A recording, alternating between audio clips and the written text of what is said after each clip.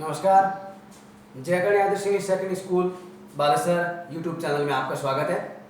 पिछली क्लास में जो अपने बात की थी वो मौलिक अधिकार के बारे में अपन बात कर रहे थे, जिसमें मौलिक अधिकार अपने दो पूरे किए थे। सर्वप्रथम अपने बात की थी कहाँ से क्या लिया गया है मौलिक अधिकार, उनके बारे में बात करने के बाद दो अधिकार अपने समझे थे, समानता का अधिकार एवं स्वतंत्रता का अधिकार। अब आज अपन बात करेंगे जो हमारा अधिकार नंबर 3, शोषण के विरोध अधिकार।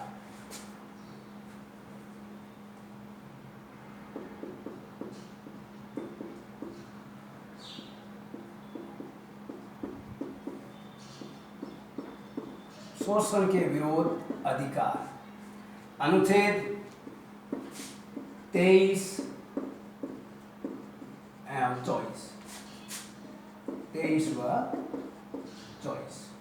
शोषण के विरोध अधिकार नाम से स्पष्ट हो रहा है, कोई भी व्यक्ति हो जिसका शोषण होता है, जैसे उसको बंधुआ मजदूरी के लिए हो, कल कारखाने फैक्ट्रियों के लिए हो, तो वहां उस व्यक्ति का हो या जो भी छोटे उम्र के बच्चे हो उनका वहां क्या होता है, शोषण। इसे ही हम शोषण के अधिकार के नाम से जाना जाता है। इसमें अपन बात करेंगे अनुच्छेद 23। अनुच्छेद 23 है, यह है मानव के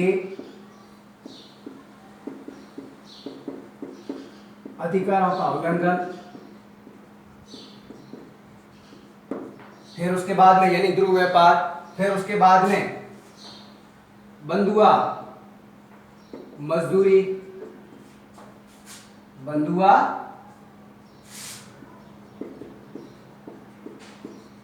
मजदूरी और बालात श्रम। यानी जो भी मानव जो अनुच्छेद 23 शोषण के विरोध अधिकार, यानी वो व्यक्ति जिसमें अपन के व्यक्तियों का शोषण नहीं होना चाहिए। यानी आप व्यक्तियों को कई बार देखते हैं, व्यक्तियों को जो मानव होते हैं, छोटे होते हैं, बड़े होते हैं, जो कोई भी हो, उनका व्यक्ति क्या कर देते हैं, व्यापार करना शुरू कर देते हैं। उन मानवों का वो क्या करने शुरू कर देते हैं, आगे से आगे बेचने प्रारंभ कर देते हैं। तो इससे मानव के जो अधिकार है उसका क्या हो रहा है, शोषण। फिर उसके बाद में उनके अधिकारों का वो क्या करते हैं, उल्लंघन। फिर बंधुआ मजदूरी, उनके ऊपर दबाव बनाकर उनसे मजबूरन में उन्हें मजदूरी करवाई जाती है, आपको ये मजदूरी करनी पड़ेगी। यानी वहां पे उनका क्या होगा, बालात श्रम होगा, बालात श्रम होगा।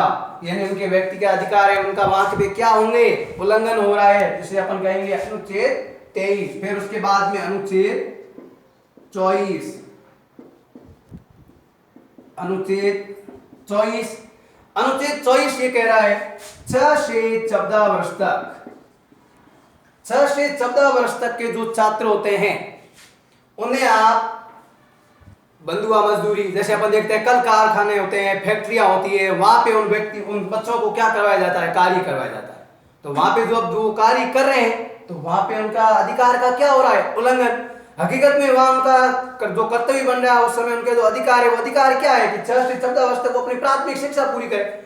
लेकिन वहां पे उनका क्या किया जाता है, कल कारखाने फैक्ट्री इत्यादि में कार्य करवाए जाते। तो इससे व्यक्ति का जो बच्चे हैं या व्यक्ति हो, कोई भी हो, महिला हो, पुरुष हो, तो उनके अधिकारों का वहां पे क्या हो रहा है, हनन हो रहा है, उनके अधिकारों का क्या हो रहा है, उल्लंघन हो रहा है। तो अनुच्छेद ये है 24। अब अपने को बात याद रखने वाली बात यह कि यहाँ पे अपन कंफ्यूजन हो जाते हैं कि 24 में क्या है और 23 में क्या है, 23 में क्या है और 24 में क्या है। तो सीधी सी बात याद रखनी है कि जो 6 से 14 वर्ष तक के जो छात्रों के बारे में बताया जाता है, बंधुआ मजदूरी, उनके लिए जो प्रतिबंध लगाया जाता है कल कारखाने फैक्ट्री इत्यादि में, तो उनमें तो आ जाएगा अनुच्छेद 24।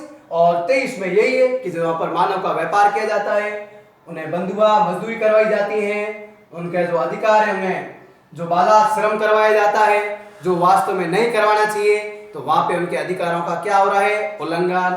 इसे अपन कहेंगे शोषण के विरोध अधिकार। अब अपन बात करेंगे अधिकार नंबर 4, जिसका नाम है अधिकार 4, धार्मिक स्वतंत्रता का अधिकार। धार्मिक स्वतंत्रता का अधिकार, अनुच्छेद 25 से 28। अब अपन बात करेंगे कि इसमें अनुच्छेद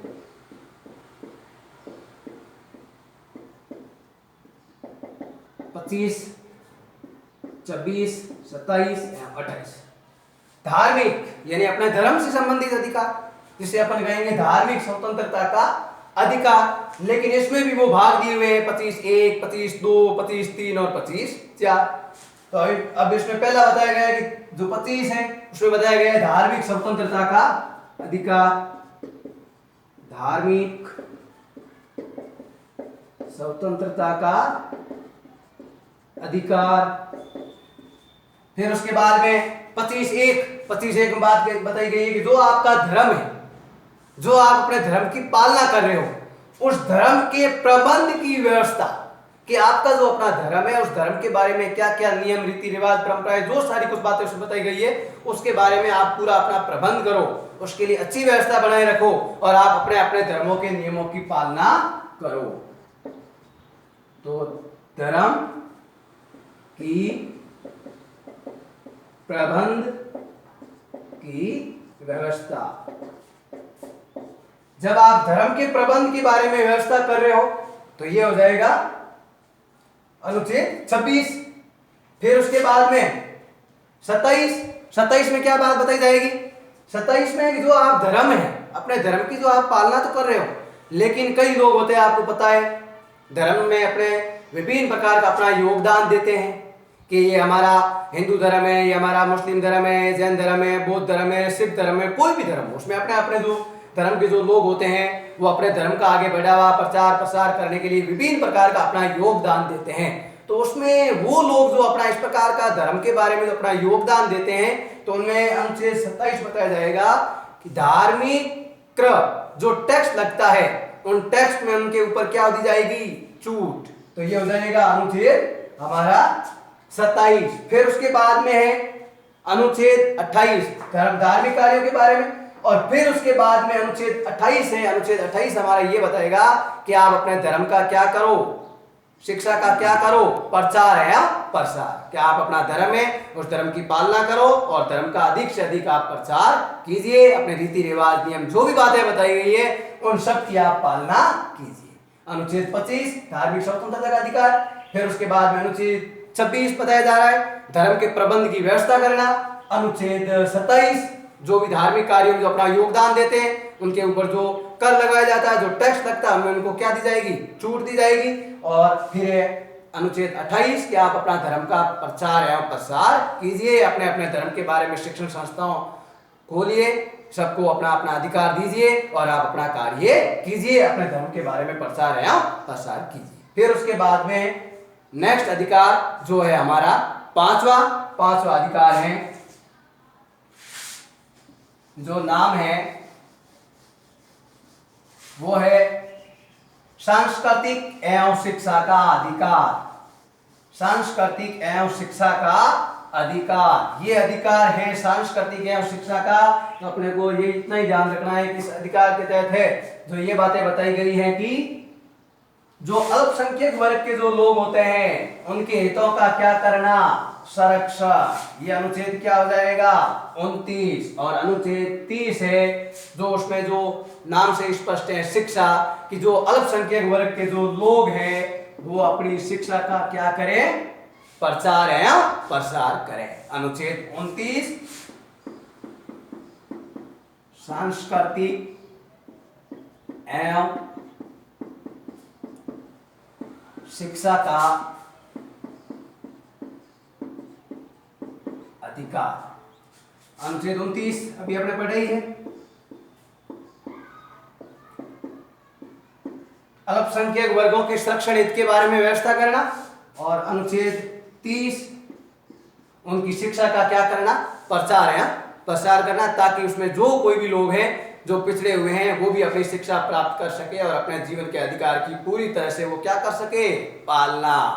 अब अपने बात अनुच्छेद आएगा 31, लेकिन वो हटाया गया है। हम पहले ही बात कर चुके हैं, जो पहला भाग पढ़ा था अपने मौलिक अधिकार का, कि संपत्ति के अधिकार को हटाया गया 44वें संवैधानिक संशोधन अधिनियम के तहत 1978 में। लेकिन फिर उसके बाद उसका क्या किया गया? उस मौलिक अधिकार तो था, उसके बाद में उसको वैधानिक अधिकार, कानूनी अधिकार के रूप में संज्ञा दी गई। अनुच्छेद किसके तहत? पहले 31 में था, फिर उसके बाद में अपन कह दो 300A या 300 क। अब ये जो अपन बात कर रहे हैं मौलिक और वैधानिक, मौलिक क्या है और वैधानिक क्या है, यानी संपत्ति का अधिकार जो पहले 31 अनुच्छेद में था उसको हटाया गया 44वें संवैधानिक संशोधन अधिनियम के तहत, और फिर उसके बाद उसे वैधानिक एवं कानूनी अधिकार बनाया गया।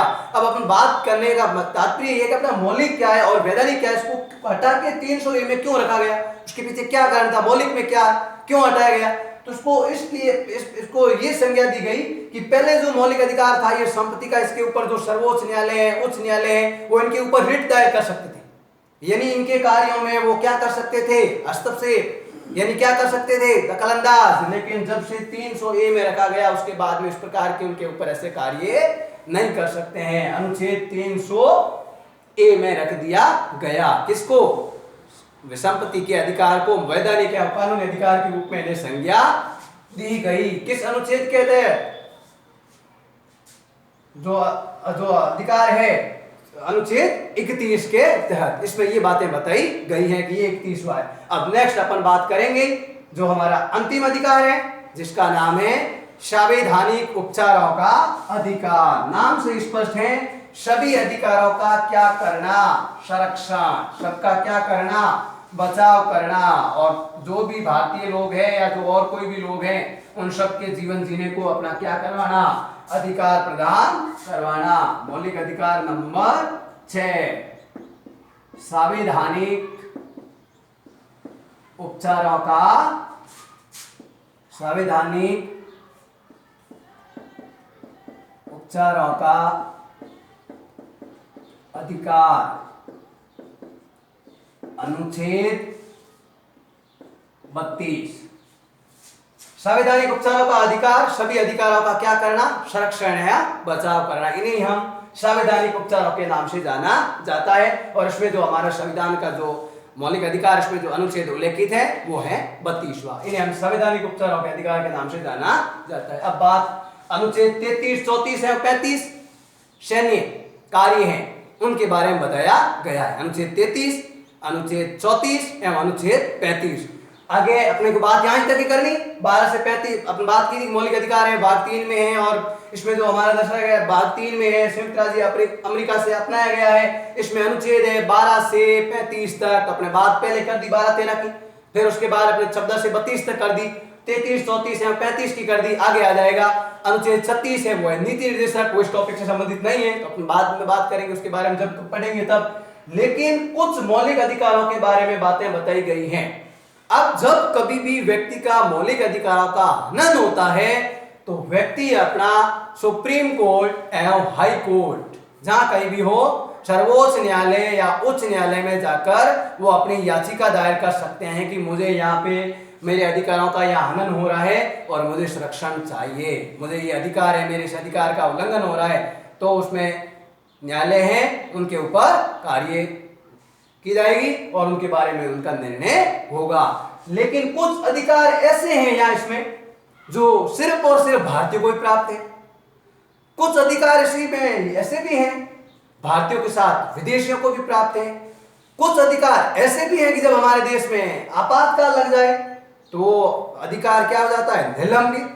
कुछ अधिकार इसमें ऐसे भी हैं कि आपातकाल लगने के बाद में वो निलंबित नहीं होते हैं। इनके बारे में अपन थोड़ी सी बात कर देते हैं। वे अनुच्छेद कौन से हैं जो सिर्फ और सिर्फ भारतीयों को ही प्राप्त है, विदेशियों को नहीं, तो उसमें अपन बात करेंगे। नंबर 1 लगा के लिखते हैं, वे अधिकार जो भारत देश के जो लोग हैं उनको ही, भारतीयों को ही दिए गए हैं। अपन लिख दो या प्राप्त हैं, जो भी लिख दो, दिए गए हैं। उसमें अनुच्छेद है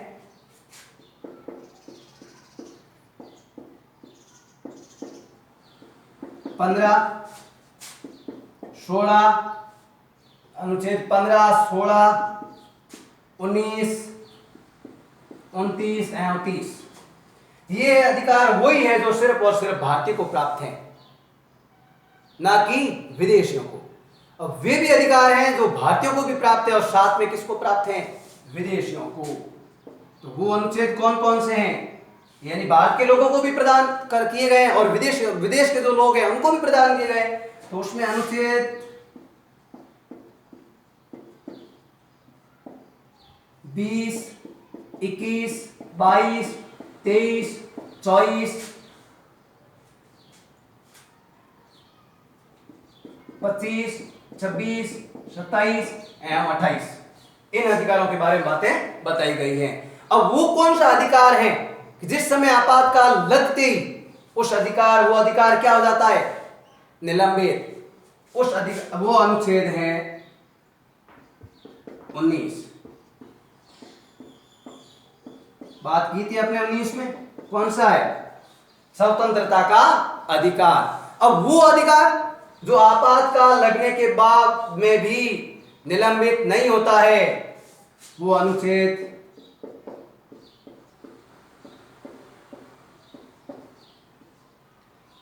है 20 एवं 21।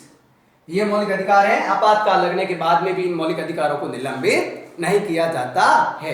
तो ये जो वे अधिकार जो सिर्फ और सिर्फ भारतीयों को प्राप्त है, 15, 16, 19, 29, 30 वे अधिकार जो भारतीयों को भी है, विदेशियों को भी साथ में दिया गया है, तो 20 से लेकर 28 तक है। फिर उसके बाद वे अधिकार जो जिस समय आपातकाल लग जाए तो वो निलंबित हो जाता है, अनुच्छेद 19। फिर उसके बाद में वो अधिकार जो आपातकाल लगने के बाद में भी वो अधिकार है जो निलंबित नहीं होते हैं, तो ये है 20 और 21। फिर उसके बाद में है जो इनके मौलिक अधिकारों की संरक्षण और रक्षा करने के लिए जो प्रमुख इसका जो संरक्षण है, जो इसका जो रक्षक है, वो सर्वोच्च न्यायालय है, उच्च न्यायालय है। ये बातें हमारे भारतीय संविधान में बताई गई हैं। धन्यवाद।